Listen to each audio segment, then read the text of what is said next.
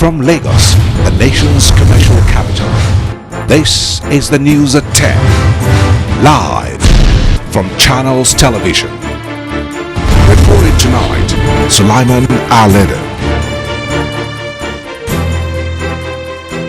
Hello and welcome. Tonight, President issues the marching orders to security services to track down masterminds and perpetrators of Nyanya bombing as well as abductors of Chibok school girls.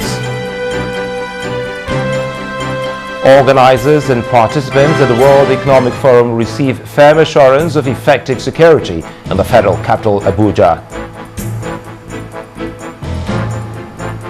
Women continue protest for a third day in Abuja, calling for the release of school girls abducted from Chibok in Borno State. And at least 38 people lose their lives in the fire in an official building following violence in the southwest Ukraine city of Odessa. On Business News tonight, financial markets reopen, Naira gains marginally against a basket of currencies. And the sports news, of former Super Eagles coach Clemens Westerhoff offers tips for Nigeria to succeed at the FIFA World Cup in Brazil.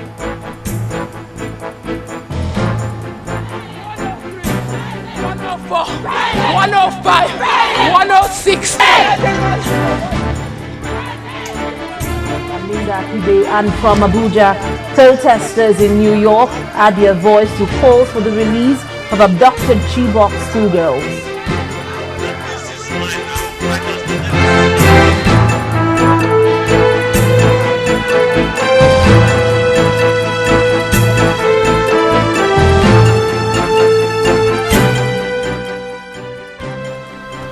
In the aftermath of last night's bomb blast at Nyanya, the president has ordered an increased surveillance around this federal capital territory to uncover those behind the violence. This decision was taken at a special security meeting summoned by President Goodluck Jonathan at the Aso Rock Villa.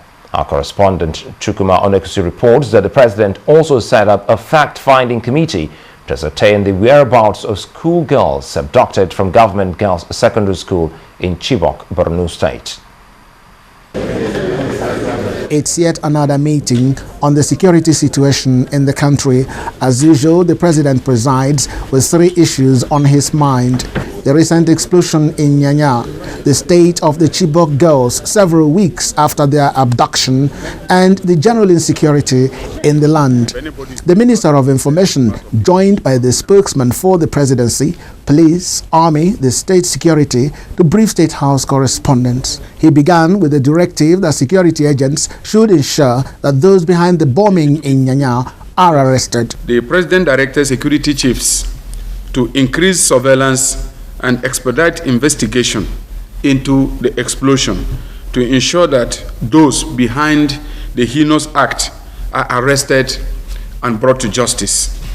The President also gave instructions for additional proactive measures by security agencies to enhance public safety, including increased public awareness for citizens to step up their cooperation with security agencies by reporting suspected activities and persons likely to cause a breach of public peace, safety, and security.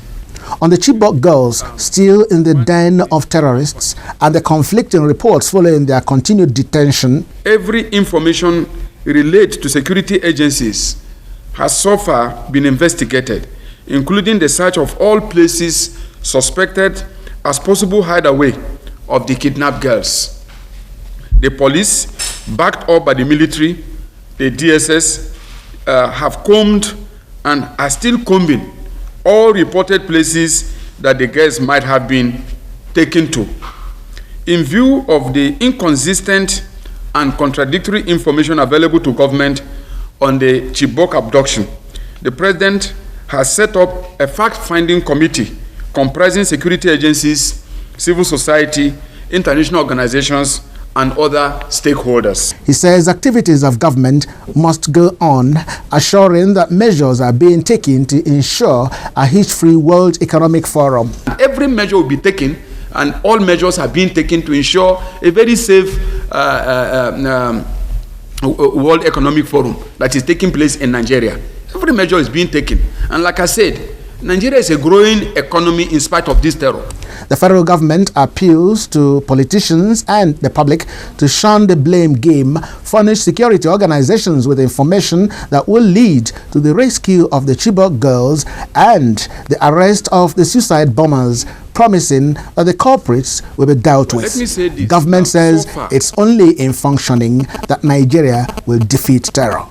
Chukwuma Onwekusi, Channels Television News. Well, despite the security challenges in Abuja, the nation's capital, the 24th edition of the World Economic Forum in Africa, WEFA, will hold as planned. This follows assurances from President Goodluck Jonathan that security arrangements in Abuja will be robust to ensure a smooth and successful meeting next week. The forum comes at a crucial time for the continent as the next investment destination and will focus on forging inclusive growth, creating jobs. Over 1,000 leaders from across politics, business and civil society, including the Premier of China and 11 African heads of state and government, are expected at the event. And as part of arrangements for the successful hosting of the WEFA, the President has directed that all government offices and schools in the Federal Capital Territory be closed from Wednesday 7th to Friday 9th May 2014. Only those providing essential services are exempted. Private organizations with large numbers of staff have also been advised to consider closing down. According to a statement from the presidency, the directive is aimed at easing the flow of traffic within the city and enabling participants carry out their assigned roles actively at the World Economic Forum Africa. 19 persons have been confirmed dead, with 66 others injured as a result of the bomb blast which occurred on Thursday night in the Yanya area of the Federal Capital Territory. Addressing journalists at the site of the blast, Force Public Relations Officer Mr. Frank Mba says investigation is still ongoing, and as soon as investigations are concluded, the result will be made known to the general public. Deputy Director, Public Relations of the Department of State Service also addressed journalists. She appealed to all Nigerians to partner with security agencies in order to end all forms of terrorism in the country.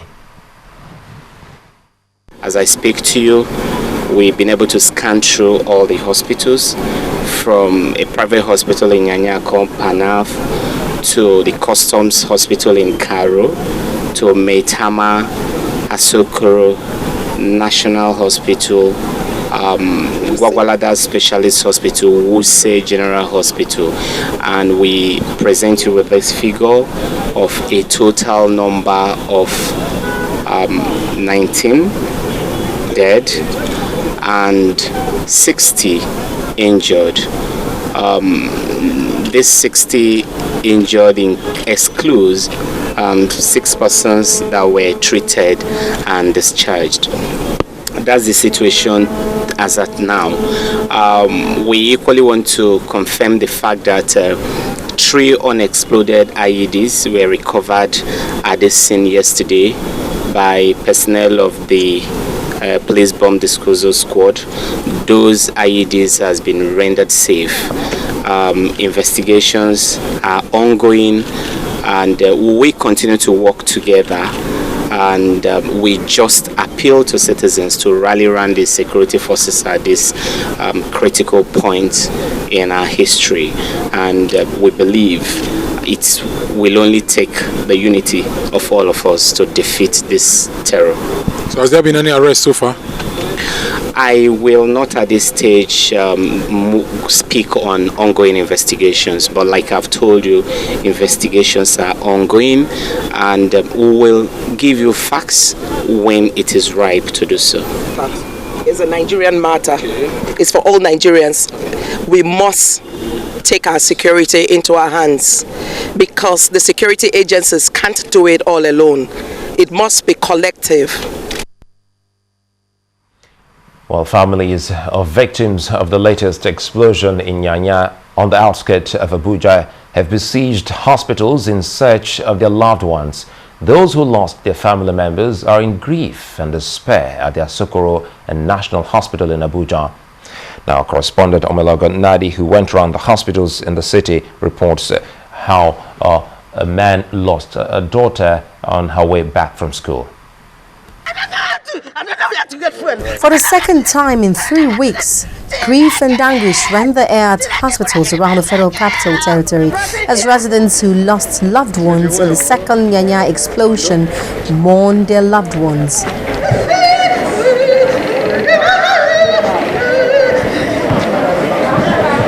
This man's wife is still recuperating from the first explosion in Nyanya, and this time he has lost his brother.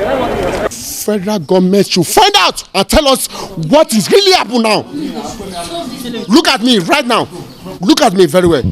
I can die at any time. Because we don't know who is next right now. Why are they wasting us? For what? Another man lost his 24-year-old daughter who was en route home from school. His driver watched the girl die. I park my car, the girl who I want pick for the place. Just say I won't call her like this. She come out her phone inside in pocket like this. She won't answer me. Now I see the bomb, carry them up. Figures given so far say 19 died while 66 were injured. Casualty figures given by the FCT Emergency Management Agency for National Hospital is 3 injured and 6 dead. But on getting here, the hospital authorities have a different data. We have about 11 patients brought into National Hospital from these last bomb victims, and we have 6 dead ones. The general manager of the Hospital Management Board, where we went to get more reliable data, however, explained that victims are still being moved around hospitals. He gave us 53 casualties and 14 mortalities for FCT-owned hospitals alone. I cannot talk to you about National Hospital, I cannot talk to you about Gwagwalada, I cannot talk to you about private hospitals, I cannot talk to you about custom hospital. So whatever data you're going to get from us are only hospitals that are owned and managed by the FCT. No group has claimed responsibility for the latest explosion, but Northern Islamic militant group Boko Haram claimed responsibility for the huge explosion carried out less than 3 weeks ago, which is just about 50 meters away from the latest one. The police says investigation is ongoing to uncover those responsible for the attack. Omelogo Nadi, Channels Television News. Well, the blast in Nyanya came as a shock to many residents still reeling from the effects of a similar blast in the area 2 weeks ago. The district head of Nyanya, Haruna Shuaibu, said casualties from the blast was made worse because of the checkpoint setup in Nyanya following the previous blast in the area. He advised the federal government to dismantle the roadblock as it has become a security threat. We, the village heads in Karo Chiefdom, and our paramount chief, the paramount chief of Karo, will schedule a day for what is happening in this chiefdom. Then we'll move to National Assembly to protest. What are you going to tell? We are going to protest. Enough is enough. In part 2, after the break, Anambra State Governor Willie Obianor insists he's not guilty of multiple registration. That's in a moment. Do stay with us.